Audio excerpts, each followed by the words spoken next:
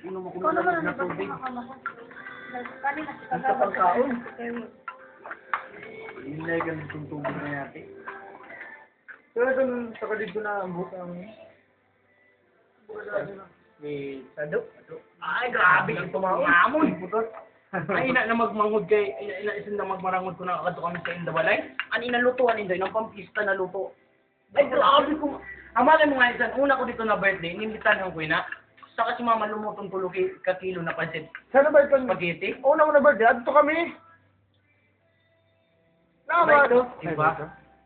Iba ito. Bumakal si mama tulo ka kilo na spaghetti. Tapos sinuto na ni mama, siya dulay kay pag ano bukid. Bukid. Pagka niya mangod bukid. Ay ni mama, okay lang ko tulo ka kilo. Bumalik naman, bukid na naman. Sa'yo ni mama buwan wala nagbawas ha. Sa'yo si mama wala nagbawas ang balik. Sa akin naman ang buwan. Ubus na, ubus na. Bumalik lang ang bukid, sabi ni mama ay pauruli. Ay pauruli. Isang nasununan ako na inimbitan na ano sa inyo, ay pauruli. Pinakang ginawa ko sila. Tingnan butang. Naman ito na bakal kaming pansit bato kay rumuluto kami kandager. Damo na pansit bato na may sabaw kay nag-trip-trip kami sito kay nagdurubi man sinta.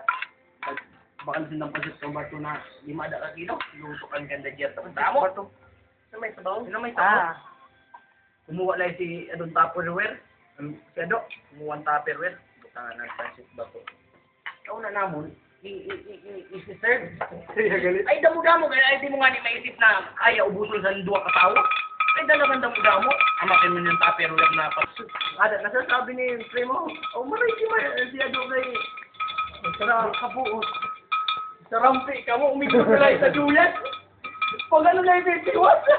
Grabe ko nga. Hindi ko lang maisip kung di yung susunod ng tawag. Ginakaon. Ganda yung sa'yo. Tao, natunganin kami sa Indabalay kaya nalutuan sa luto kay pang pista. Sinda na doon? Pero laki to, maniwag ang mangudya, maniwag ko sa imo no pre. Gamit mo. Na-interest na lang niya si Borotog na. Daw pa na. Ay, grabe to, malamo na yati. Tawa ko nga ni Sisto. Ay, grabe. Pixler. Huwag daw ka rin si Naman sa birthday mo na, may mga classmate ka na industriyahan na kayo.